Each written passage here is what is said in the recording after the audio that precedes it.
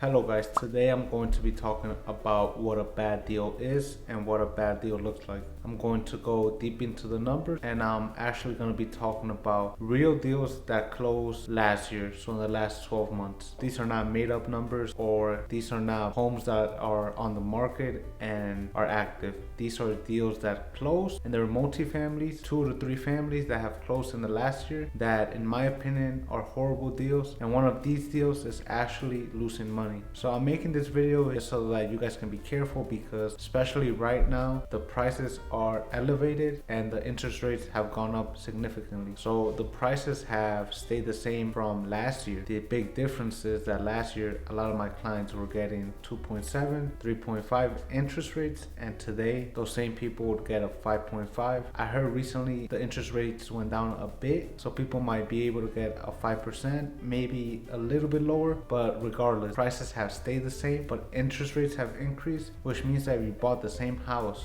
today, same purchase price, same everything, same taxes, with the current interest rate today, your payment would be a little bit higher, which means you're going to be making less money. And usually the 2% hike affects your investment property a few $100s, but when you think about it, those few $100s add up to thousands every year. If it's $200 to $300, let's say it's $200 that you lost because of the interest rate hike, you just lost $2,400 a year. When you look at it from that perspective, that interest rate hike has really caused a dent in the investment world. So let me stop talking and let's get right into the first deal. So I have all the numbers right here on my computer, and you're gonna see me looking over here, but that's just because I want to give you the most specific numbers. Let's get right into this first deal that I think was a horrible investment. The purchase price was $370,000 for a 3-family in Connecticut. The house is a 3-family. It sold for $370,000, and let's say the down payment is 25%.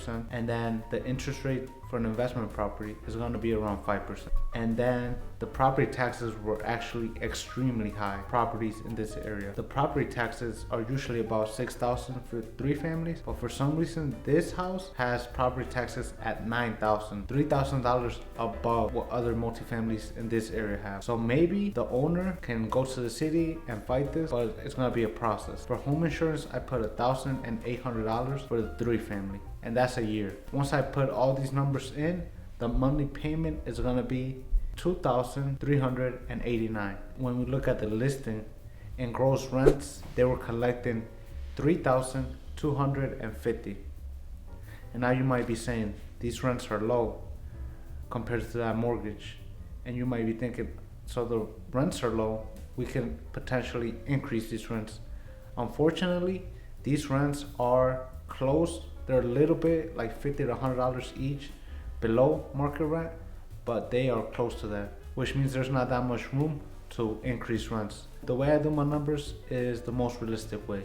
So I get the gross rents, which for this property is $3,250. I subtract that number by our monthly payment, our mortgage, which is $2,389.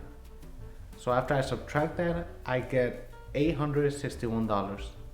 And you might be thinking, $861, that's good cash flow. And that's where most people do the mistake, to think that this property is not going to have any issues. People like to pretend like the properties are not going to have any maintenance, property management fee, and vacancies. So after I add those 3 things, which I add 5% for vacancies, I add 10% for property management, because that's usually the going rate, especially in Connecticut, and then I add another 10% for maintenance. So in total, it's 5% for vacancies, and it's 10% for maintenance, and 10% for management fee. So that is 25%. And I multiply that by the gross income of the property, which in this case is $812. After our mortgage, we only had left $861. And now we subtract the 25% for vacancies and other things, which comes to $812, which means after this, the property is only cash flowing $48 a month. But it doesn't stop there, because as the property owner, you usually pay for water and sewer. And for a 3-family, you're looking at about $150 for water a month and $150 for sewer a month. So that's $300 when you combine those. So now we get $48 and we subtract it by $300. The property owner is losing $252 a month. That's a big deal because you buy properties because you want to make money, not lose money. So now this person has to work their job, and $252 a month is going to go towards this property instead of the property at least covering itself or producing a little bit of cash flow for them. Anybody trying to sell you something is just going to tell you, look at the rents and look at your mortgage, and then subtract that, and that's how much you're making. But anybody with a little bit of experience knows that there's other costs as management fee, vacancies, and maintenance. And maintenance can be a big one because if the property is in a rough shape, then you're probably gonna have to change a lot of the big ticket items up front. And if you don't have that money, then you're gonna lose the house. The property's gonna go to foreclosure, and then someone's gonna buy it at a discount. Now, let me give you a different perspective. This person invested almost pretty close to $100,000 of their hard-earned money to lose $252 a month. If you think this is a good investment, then you should not be investing in real estate. A lot of the deals, especially in this area, I have seen that they have a cash-on-cash return from about 10 to 15%, which in my opinion, when you do the numbers this way, is pretty good. But this property has a negative cash flow. So this person bought a house that was one of the most expensive, 3 families that sold. It was also one of the properties that had the highest taxes. I'll give them this, the property is very nice and it looks very well maintained. It doesn't show pictures of the big ticket items like the furnace and boiler, but I'm guessing those are probably in good condition because I can't see anybody paying this much for this property if it needed work. Properties here go for around $250K, but this person paid $120,000 more than the average property. The second property that I'm gonna be talking about is about an hour away from the first property that I was talking about earlier, and it's actually closer to New York. But let me tell you the numbers. So the home value was bought at $380K, which is $380,000. The down payment was the standard 25% for a multifamily, and interest rate 5. Property taxes were $6,800, and home insurance is a 3-family. It's gonna be around the same. It's $1,800. So for this property, all 3 rents are bringing in $3,600.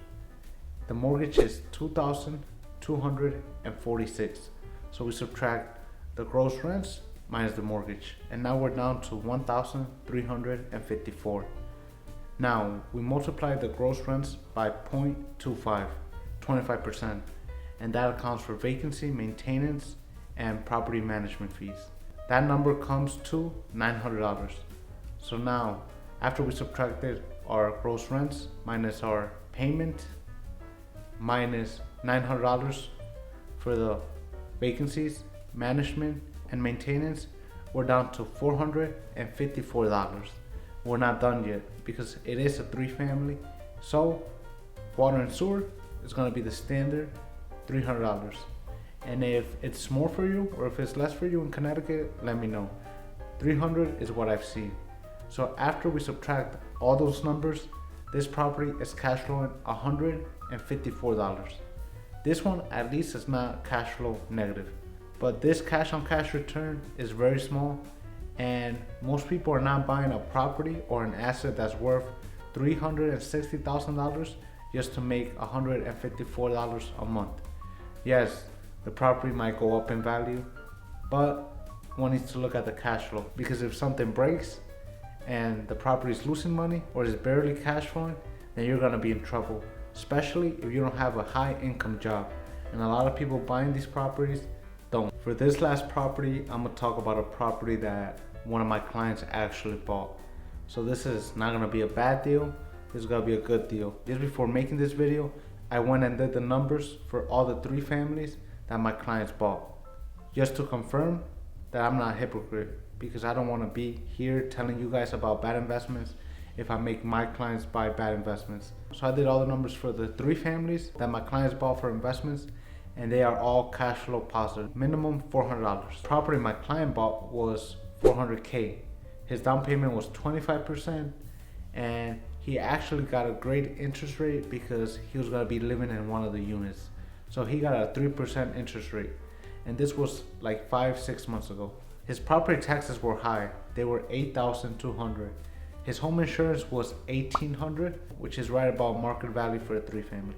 After I put all these numbers in the mortgage calculator, I get that the mortgage is gonna be $2,098. Gross rents, he's gonna receive about $5,000 a month. So we get $5,000 and we subtract it by $2,098, which is our mortgage for this scenario. That leaves us at $2,902. Now we grab our $5,000 and multiply by 0.25, which again covers vacancies, maintenance, and property management. So that is 1,250. So it's 2,902 minus 1,250. Once we subtract that, we get $1,652. We're not done yet because we still got to pay for water and sewer as the owners. So for a 3-family, that's gonna be $300. So we get $1,652 and subtract it by 300. After we do that, we're left with 1,300 in cash flow, actual profit.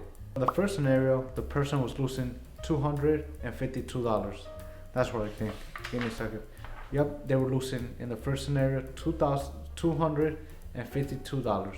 Second scenario, they were cash flowing about $154. And around the same time, my client bought this house, which for some reason had not sold, but my client bought it for $400K and he's cash flowing $1,300 a month, almost 10 times what the second scenario was cash flowing. And not only that, he wasn't losing money like in the first scenario. So it is very important for you to get someone that knows how to realistically do numbers, because most people are just looking at the mortgage and the gross rents. They subtract those numbers and then they call it a day. But one needs to look into other numbers such as maintenance, vacancies, and there's a lot more things. It really goes from house to house. This is just a broad way of looking at the numbers. I also want to say that if I have sold you a 3-family, then if for some reason you want to sell it and you're willing to do seller finance, then I'll take over the payments. I'm very comfortable taking over the payments of a property that I sold, especially if it's a 3-family, because I was looking back to all the 3-families I sold and they are all good deals that I would be willing to take. So if I've sold you a 3-family, Waterbury, Bridgeport, let me know. And if you want to get out the real estate game, the multifamily game, I'll take over your payments and you don't have to worry about anything. You can just send me a message to my phone number. You have my phone number and I'm willing to do that. Thank you.